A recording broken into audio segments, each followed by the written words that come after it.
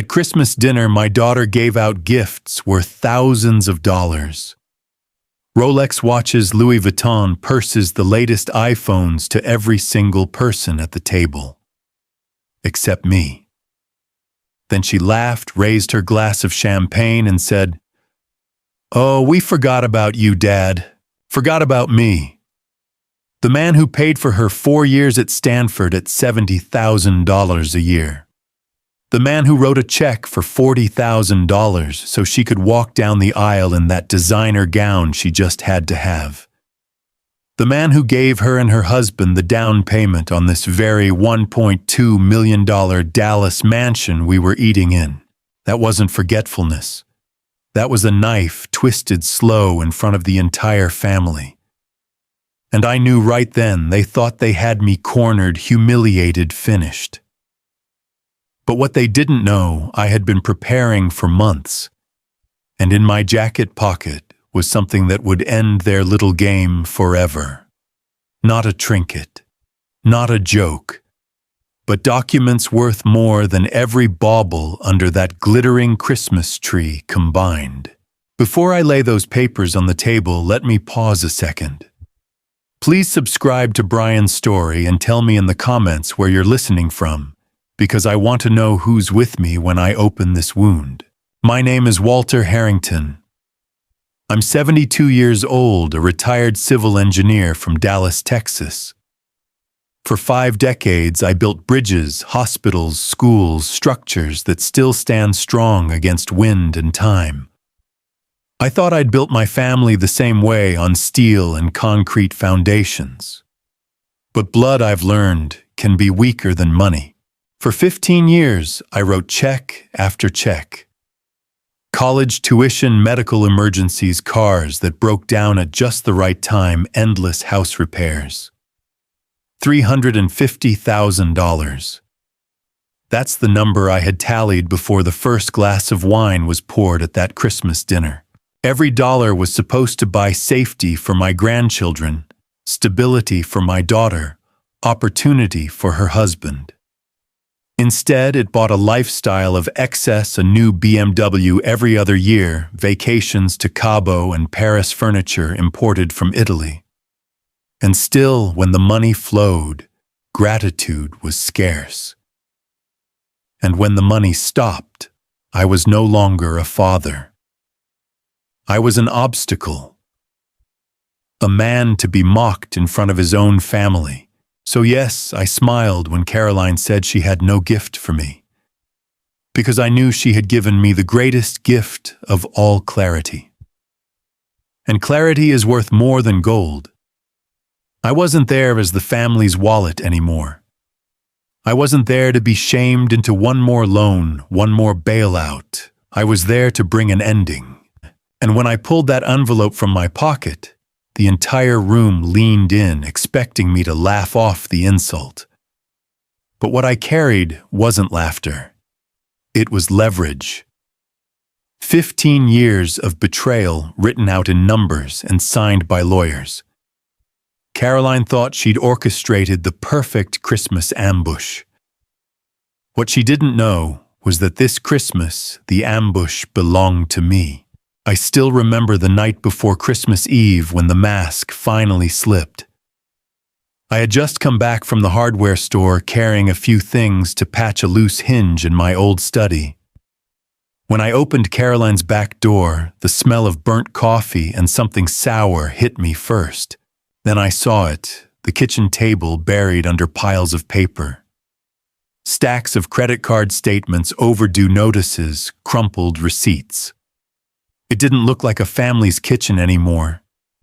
It looked like a courtroom where the evidence of years of mismanagement had been dumped on display. Caroline stood at the counter in her silk blouse, her hands flat against the granite knuckles, white.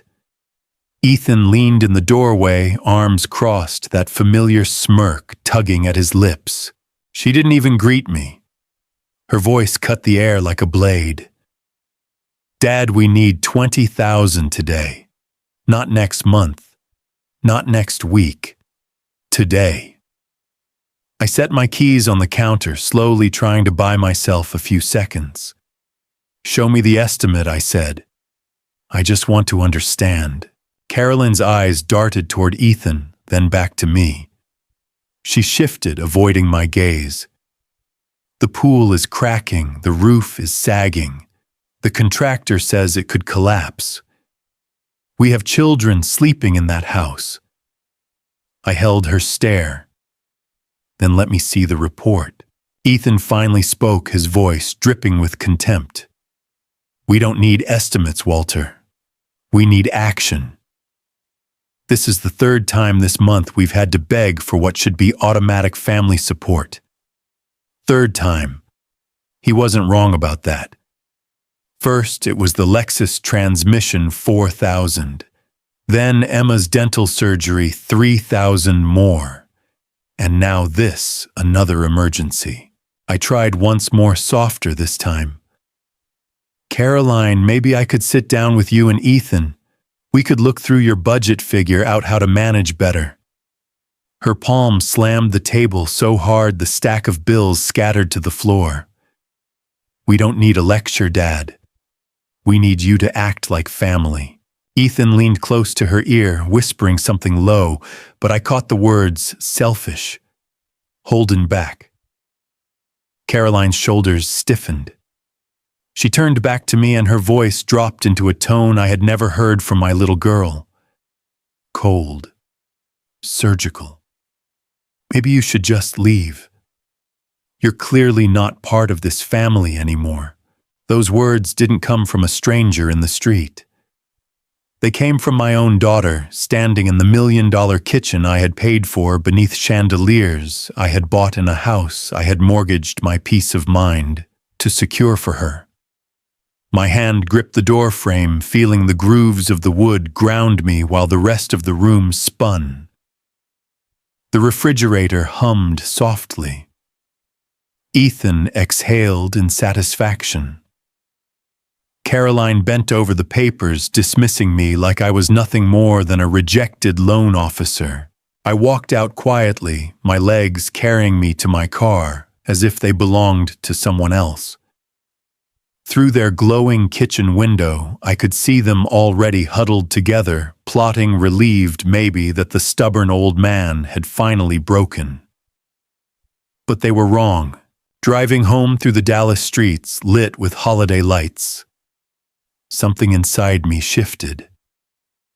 I wasn't grieving the loss of Caroline's affection that had died years ago. What I grieved was the years I had lied to myself, mistaking enabling for love. When I stepped into my empty house, the silence met me like a weight. Sarah's reading lamp still glowed in the corner, though she'd been gone 5 years now.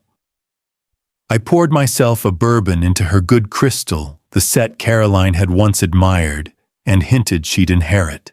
I sat at the oak desk where Sarah used to write letters and pulled out the files I had kept neat as an engineer always does. College tuition, $68,000 per year. Wedding, $37,000. Down payment, $45,000. Furniture, $8,000. Vegas bachelor party, $4,000. The numbers stacked in my mind like bricks in a wall. I flipped page after page until the sum pressed against me so hard I had to whisper out loud, $350,000.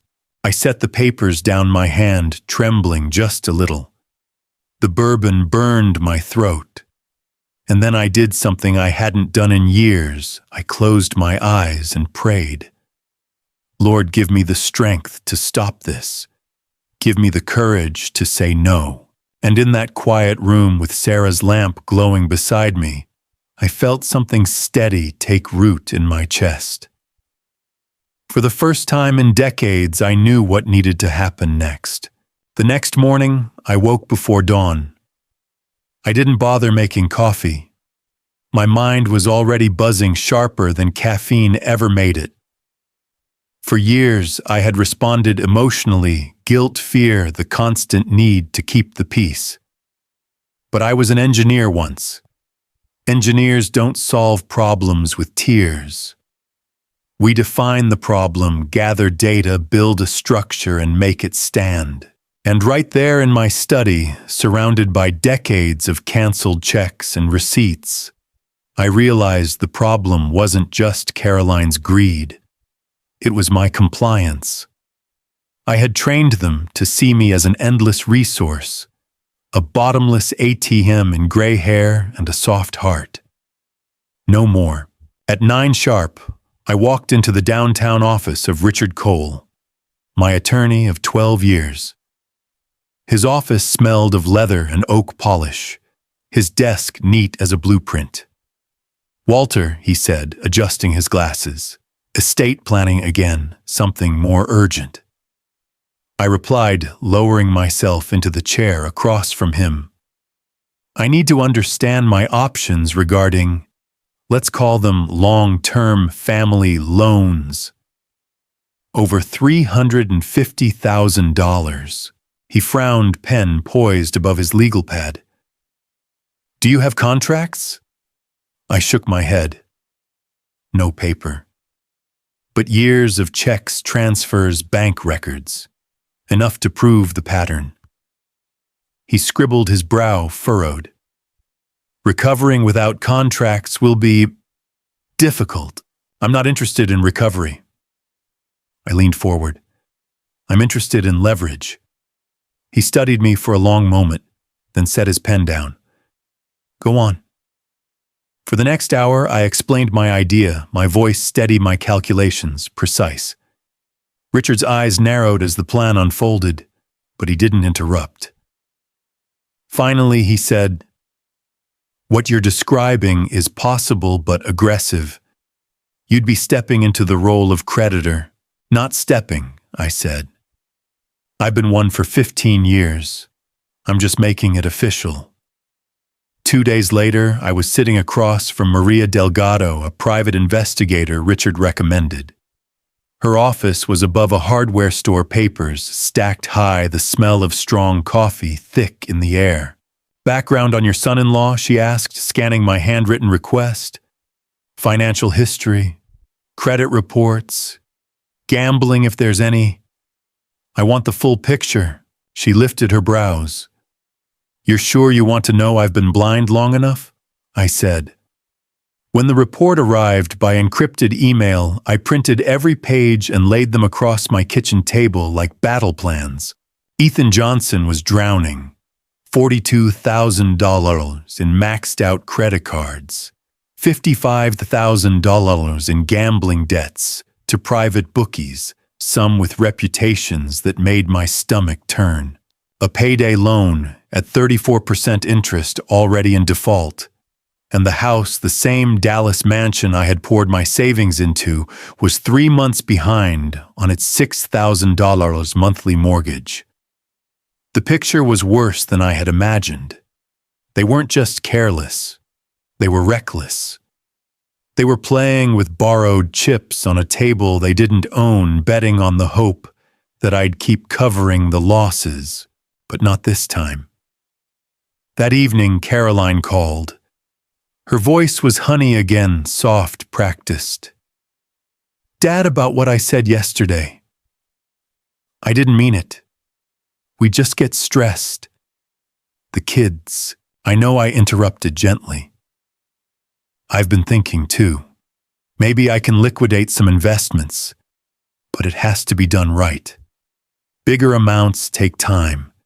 50, maybe 60,000. Enough to cover everything." Her breath caught. "Dad, that would save us." "Yes," I said, eyes on the spread of papers on my table, the mountain of debt that was about to collapse. It would. After we hung up, I sat back staring at the documents that gave me a kind of power I hadn't felt in years. For so long, I'd been their solution, their safety net, their fool. Now I was something else entirely. Not a victim, not an ATM, but the architect of their reckoning. 3 mornings later, Maria's text buzzed my phone, certified notices delivered. I drove to their neighborhood and parked a few houses away. Through the wide kitchen window of that $1 million mansion, I saw Caroline tear open the envelope with shaking hands. Ethan snatched the papers from her, pacing the tile floor like a caged animal. Even from my distance, I could see the panic on their faces.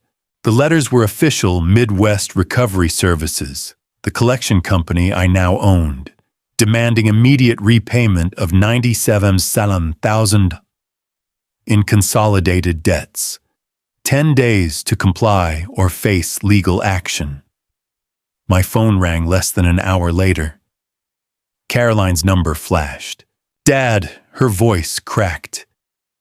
"We just got these letters from some company we've never heard of.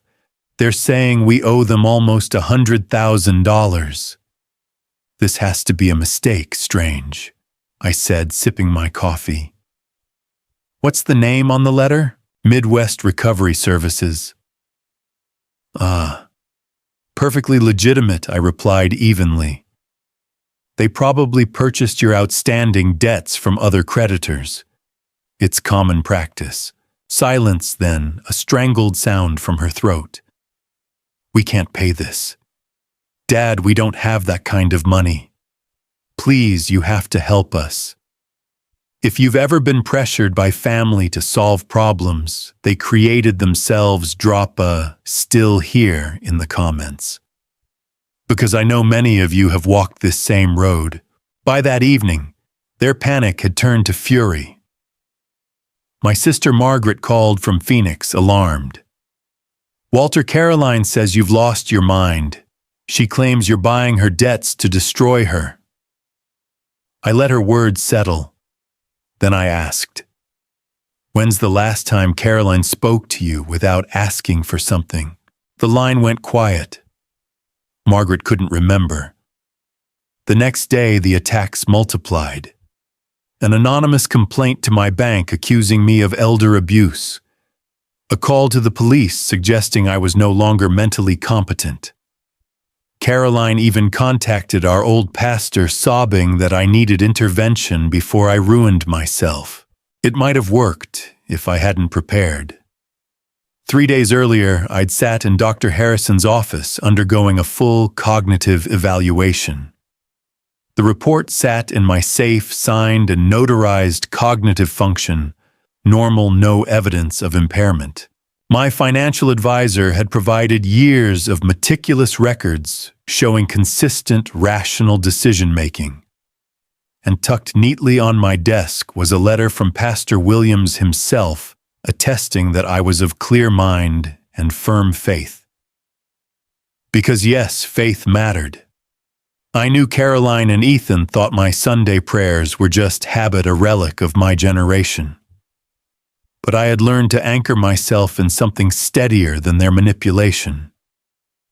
"The truth shall set you free," Sarah used to whisper when I doubted myself. Now I felt those words in my bones. By the end of the week, the storm they'd tried to summon began to backfire. The bank found no evidence of suspicious activity. The police officer who came to check on me left shaking my hand, remarking I was sharper than most 70-year-olds he'd met. And Margaret called again, her voice subdued. "Walter, I think Caroline isn't telling the whole story. People are starting to ask questions." Meanwhile, I drove past their house. The BMW still gleamed in the driveway, the Christmas lights sparkled across the eaves, but inside their fortress, the walls were crumbling. Rebecca's surveillance notes confirmed the arguments, voices raised, doors slammed, Caroline in tears. And through it all, I stayed calm. Not because I enjoyed their suffering, but because I finally understood this wasn't cruelty. This was consequence. For 15 years, they had sent me crisis after crisis, demanding I rescue them without hesitation. Now, for the first time, they faced a crisis of their own and discovered there was no lifeline left to grab. That night, Caroline called again, her voice brittle. "Dad, why are you doing this? We're family. I closed my eyes, letting the silence stretch before answering. You told me I wasn't part of this family anymore. I'm just honoring your words. Her sob echoed through the line before she hung up. I set the phone down gently, steady as stone. For the first time in decades, the power had shifted, and I wasn't about to give it back. Christmas Day arrived clear and cold in Dallas, but inside Caroline's mansion, everything glittered like a magazine spread. A 12-foot fir tree towered in the living room, wrapped in ribbons so perfect they looked machine-cut. Garlands framed the marble fireplace. Crystal flutes of champagne sparkled in candlelight. I walked in at precisely 2 o'clock, wearing the charcoal gray suit Sarah had once chosen for me. Caroline rushed forward in a red gown, all smiles and perfume, hugging me tightly so the entire family could see. Dad, you made it. Everyone's been waiting for you. Waiting, yes, but not for reconciliation. They were waiting for a performance. Dinner was prime rib cooked to perfection, with bottles of Bordeaux older than my grandchildren. Every detail screamed wealth and generosity paid for with borrowed money. As plates were cleared and dessert trays rolled out, I felt the anticipation tighten around the room like a noose. Then Caroline stood beside the Christmas tree, radiant, a conductor readying her orchestra. "Shall we open gifts?" she asked brightly. Applause followed. One by one she handed out packages, gold watches that glinted under the chandeliers, designer handbags with logos large enough to be seen across the room, iPads, AirPods, diamond cufflinks. Each gift accompanied by a little speech about how she'd chosen it carefully, how much the recipient meant to her. Margaret unwrapped a cashmere scarf. Uncle Robert got a leather golf bag that probably cost more than my first car. Cousins laughed, posing for pictures, the sound of paper tearing mixing with Christmas carols from the stereo. I sat quietly in the wingback chair watching, waiting. Finally, the pile under the tree dwindled to nothing. Caroline clasped her hands, looking around dramatically. Then her eyes landed on me. Her lips curled into a smile that was just a shade too sharp. "Oh," she said, her voice carrying to every corner of the room. "We forgot about you, Dad." The room went still. Conversation died mid-sentence. Some guests looked down at their laps. Others forced uneasy smiles. A few chuckled nervously, thinking it must be a joke. Forgot about me. Forgot the 4 years of Stanford tuition, $280,000. Forgot the $40,000 wedding I had bankrolled so she could walk down the aisle in designer lace. Forgot the $45,000 down payment on this very house, the one whose marble floor gleamed beneath her heels. No, she hadn't forgotten. She wanted to humiliate me, to paint me as the penniless old man, the afterthought, the one without value now that his wallet had closed. I rose slowly, letting the silence deepen. "That's perfectly fine, Caroline," I said calmly. "Because I brought something for everyone." Every eye followed my hand as it slipped inside my jacket. The room was so quiet I could hear the grandfather clock ticking in the hall. I pulled out the envelope. Thick, heavy, stamped with the state seal. Caroline's smile flickered. Ethan shifted in his chair, his jaw tightening. "I've received a gift of my own this Christmas," I said, holding the envelope up so the light caught the embossed seal.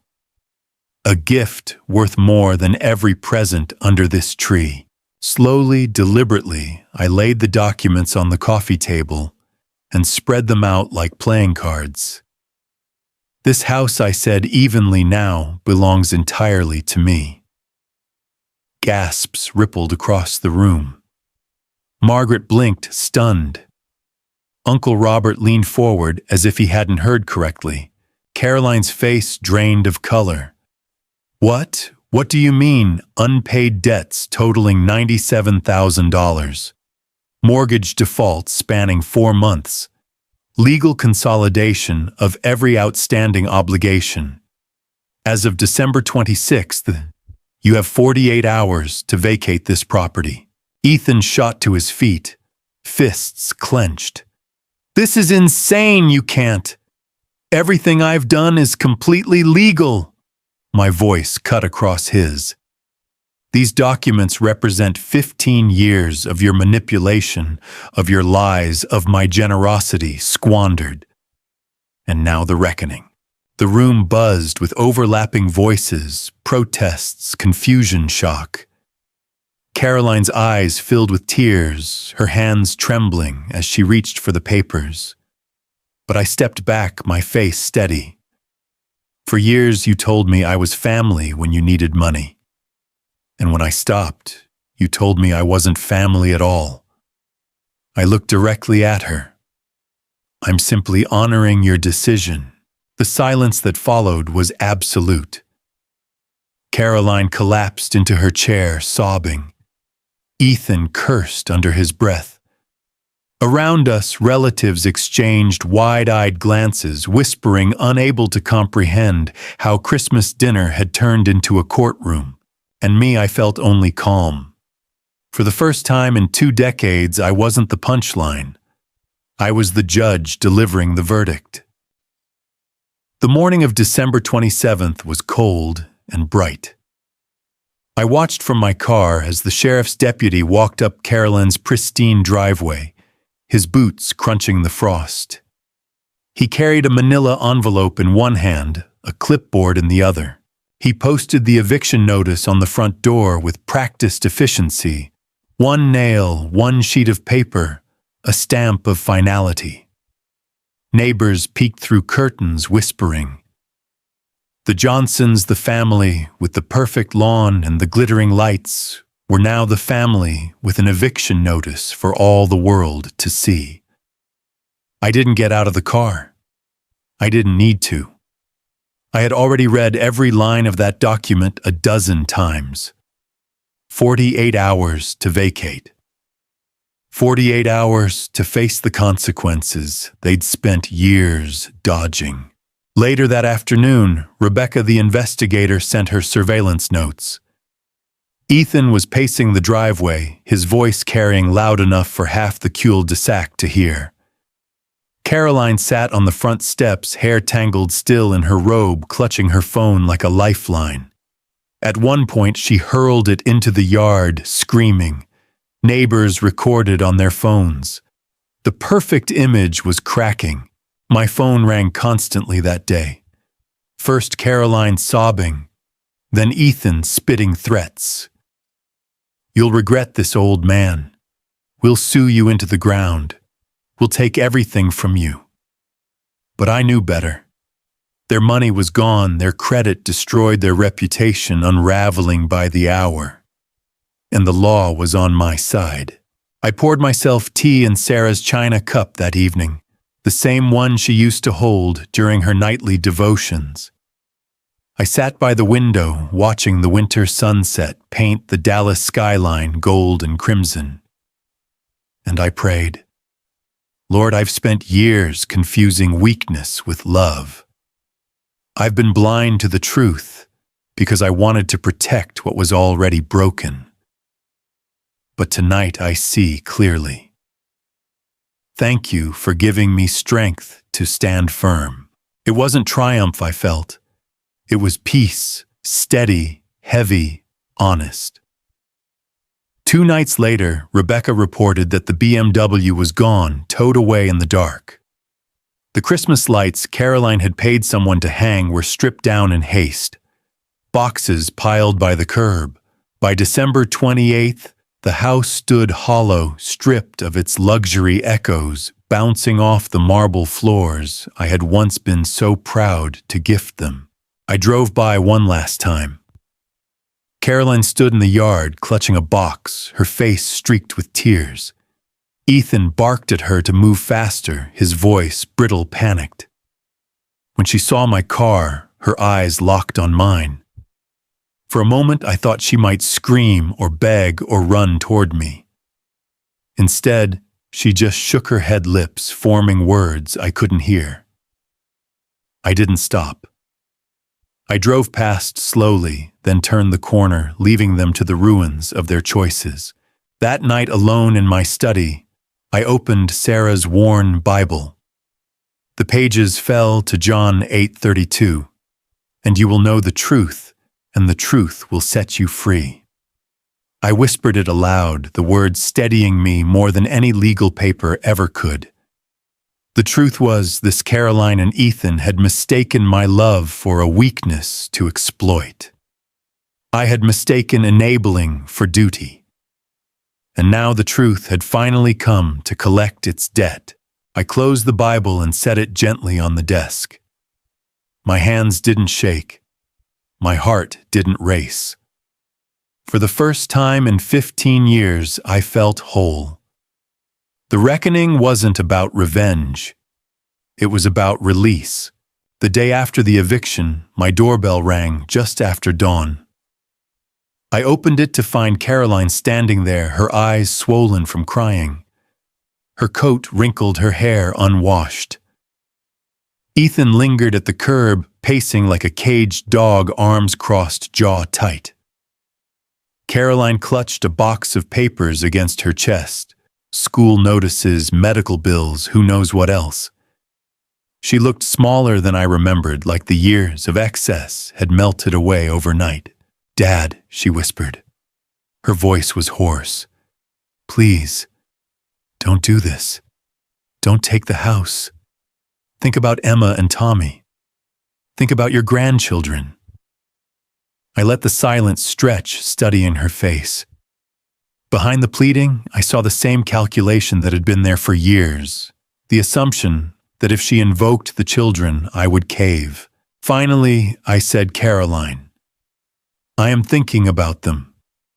That's why I'm ending this cycle now." Her brow furrowed, confusion breaking through her desperation. "What do you mean?" I stepped aside and gestured toward the living room. She hesitated, then entered, setting the box down on Sarah's old coffee table. The house smelled of cedar from the tree I'd put up alone that year, plain compared to the glittering spectacle in her mansion, but steady, warm. "Sit," I told her. She sank into the armchair, twisting her hands together. "For 15 years I believed I was protecting you. Every time you called with another emergency, I opened my checkbook. I thought I was keeping your family safe. But all I did was teach you that there are no consequences. And now Emma and Tommy are learning the same lesson, that when life gets hard, someone else will fix it for you." Caroline shook her head, tears spilling down her cheeks. "It's not like that. We had bad luck. Bad luck doesn't buy a new BMW every year," I interrupted. "Bad luck doesn't throw Vegas weekends while the mortgage goes unpaid. This wasn't bad luck, it was choice. And I enabled every single one." Her lips trembled. "So you're punishing us, punishing the kids." I leaned forward, my voice firm but not unkind. "No. I'm teaching you what I should have taught you 20 years ago, that money isn't love and love isn't silence. Real love has boundaries. Real love says no when no is needed." Caroline buried her face in her hands, sobbing. I let her cry. For once, I didn't reach across to comfort her, didn't promise to make it better. Some lessons can't be softened. After a long while, she looked up. "What will happen to us?" she asked, her voice raw. "That depends on you and Ethan," I said evenly. "You can fight, blame each other, and sink deeper into debt. Or you can rebuild honestly, humbly, one step at a time. But you'll do it without my wallet holding you up." She flinched, as if struck. So, that's it. You're cutting us off forever. I took a deep breath, staring at the box of bills on the table. I'm cutting off the lies, the manipulation, the cycle. If you ever come to me with honesty, without schemes, with a real desire to change, I'll be here. But not before. The clock ticked in the silence. Outside, Ethan honked the car horn impatiently. Caroline wiped her cheeks with the sleeve of her coat and rose unsteadily. At the door, she turned back. I thought you'd always be there for me, Dad. I met her eyes steady and clear. I will always love you, Caroline, but I won't always fund you. And if you can't tell the difference, that's the problem I can't fix for you. She opened her mouth as if to argue, then closed it, defeated. She stepped into the cold air, shoulders slumped, walking back to Ethan without a word. I closed the door gently behind her, my heart heavy, but my spirit unshaken. For the first time, I felt I had truly acted as a father, not by rescuing, but by refusing. 2 weeks after the eviction, the Dallas mansion was officially mine. I walked through its echoing halls, every room stripped bare, the marble floors reflecting winter light like cold water. The silence was different now, no longer mocking, no longer full of pretense. Just empty. I could have kept it. I could have rented it out, sold it at a profit, or even moved in to prove a point. But standing in that vast living room, I realized I didn't want their house. I didn't need chandeliers or imported tile to feel whole. What I wanted was to turn all those wasted years into something that mattered. So I called Richard, my attorney, and told him to prepare the papers. The property would be sold. The proceeds would fund a scholarship and a community center, the Sarah Harrington Foundation, named after my wife. Sarah always believed education was the ladder out of despair. She used to say, Walter, money disappears, but knowledge builds. I wanted her words to live on. Within a month, the plan was underway. The house sold quickly. Dallas real estate never lingers. Over $1 million flowed into an account no longer tied to manipulation or deceit, but to purpose. We established 2 initiatives. First, a scholarship for local high school students whose families couldn't dream of Stanford or Northwestern. Not loans, not handouts, investments in futures. Second, a modest community center on the South Side with after-school programs, tutoring, and a small library. When the first check cleared, I drove past the construction site, a bare lot, then just mud and lumber stacked against a fence. I stood there with the cold wind tugging at my coat, and for the first time in years, I felt I wasn't just reacting to betrayal. I was building again. Caroline must have heard about it, because a week later I got a voicemail. Her voice was brittle, almost mocking. So you'd rather give our inheritance to strangers than your own grandchildren? I didn't return the call, because deep down I knew the truth. Inheritance isn't what you leave in someone's bank account. It's what you leave in their character. And I would not fund another generation of entitlement. At church the following Sunday, Pastor Williams pulled me aside after the service. Walter, he said softly, I heard about the foundation. That's a powerful way to honor Sarah. I nodded, emotion catching in my throat. I spent 15 years enabling destruction. It's time I spent the rest building something worthy. He laid a hand on my shoulder. The Lord redeems even wasted years. I thought about that as I walked home. Maybe Caroline and Ethan would never forgive me. Maybe they would never change. But somewhere a young man or woman would sit in a classroom because of Sarah's name. Somewhere a child would pick up a book in that community center and see a world bigger than debt and lies. That was worth more than any Christmas gift ever wrapped. Back at my desk, I placed Sarah's photo beside the foundation papers. Her smile in that picture was the same one she'd worn when she told me once long ago, "Walter, sometimes love means saying no." It had taken me far too long to understand. But now every brick laid in that community center, every scholarship check written, would be my answer. I finally learned. New Year's Eve came quietly that year. The city around me sparkled with fireworks and champagne toasts, but in my house the only sound was the steady ticking of the clock on the mantel and the faint crackle of the fire. I poured myself a glass of Sarah's favorite champagne, the bottle I'd been saving for no occasion in particular. For years I had imagined opening it surrounded by family grandchildren underfoot, Caroline smiling across the table. But reality had turned out differently, and yet, as I raised the glass, I realized I wasn't grieving. I was free. No desperate phone calls interrupting my sleep. No last-minute crises engineered to pull at my guilt. No one treating me like a walking bank account. For the first time in decades, my time belonged to me.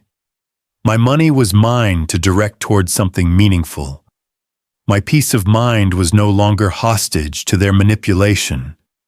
I sat back in my leather chair, Sarah's Bible open on the table beside me, and let the quiet fill the room. The loneliness was real, I won't pretend otherwise. There were no children laughing in the hall, no grandchildren climbing into my lap. But it was an honest loneliness, not the hollow ache of being used and discarded. I thought about the years I had lost 15 Christmases, spent funding illusions, 15 birthdays, where my presence was valued only by the size of the check I brought. And then I thought about the years ahead, unshackled, ready to be built on truth instead of pretense. At midnight, the sky outside erupted in color. Bursts of red and gold lit the horizon, reflections dancing across the windows. I lifted my glass toward Sarah's photo on the mantel. "You were right," I whispered. "Love sometimes means saying no." The words caught in my throat, but they didn't sting. They steadied me like a bridge settling onto its supports. As the fireworks faded, I closed my eyes and let the silence return. Tomorrow I would meet with Richard to finalize the foundation paperwork. Next week, I would walk the site where the community center would stand. In the spring, I would hand the first scholarship certificate to a student whose name I didn't yet know. That was my family now, the ones who would rise because of boundaries I had finally learned to draw. And sitting there in the hush of the new year, I felt something I hadn't felt in decades. Not revenge, not victory. Peace. The first Sunday of the new year, I walked into church alone. The stained glass windows glowed with winter sunlight, casting colors across the pews. I took my usual seat near the back, the one Sarah and I had shared for so many years. The hymns rose, voices mingling, and I felt the words settle deep into my bones. Great is thy faithfulness. My chest ached, but not from sorrow, from gratitude. When the service ended, Pastor Williams stopped me at the door. "Walter," he said warmly, "I've been hearing about what you've done. The foundation, the scholarships. That's legacy work. Sarah would be proud." I nodded, eyes damp. For too long, Pastor, I mistook enabling for love. But the Lord opened my eyes. He reminded me that boundaries can be holy too. That night back home, I sat at Sarah's desk and wrote in my journal. Not numbers this time, Not lists of debts or payments. Just words, peace, freedom, dignity, faith. I underlined each one. These were the currencies that mattered now. My phone sat silent on the table beside me. No buzzing with crises. No manipulation disguised as emergencies. Just silence, rich, clean silence. I thought of Caroline and Ethan. I don't hate them. Hate corrodes. I hope in time they learn what I had to learn the hard way, that money cannot replace responsibility and love cannot survive without respect. I thought of Emma and Tommy, my grandchildren. One day, perhaps they will ask why things ended the way they did. And when that day comes, I will tell them the truth. I loved them enough to stop funding destruction. I loved them enough to say no. And let me ask you, have you ever had to choose peace over pleasing others? If faith has given you the strength to stand firm, write 2 in the comments. And don't forget to subscribe to Brian's story, because there are more journeys of truth and redemption to share. As midnight approached again, I closed my journal, set my pen aside, and poured one last glass of champagne. I raised it to the quiet room, to Sarah's photograph, to the future waiting like an open road. The revenge, people might say, was complete. I had taken back the house, cut off the endless stream of demands, and turned their manipulations into rubble. But I know better. The true victory was not in watching them fall. It was in standing again myself. The true gift was not silence at Christmas dinner, but the silence of my own phone, proof that I was no longer their pawn. And the true inheritance, not marble floors or German cars, but the foundation of faith and dignity I would leave behind. I finished my glass and turned out the light. Sleep came easily, steady as breath. Tomorrow would be ordinary, unremarkable, free. And for the first time in years, ordinary felt extraordinary.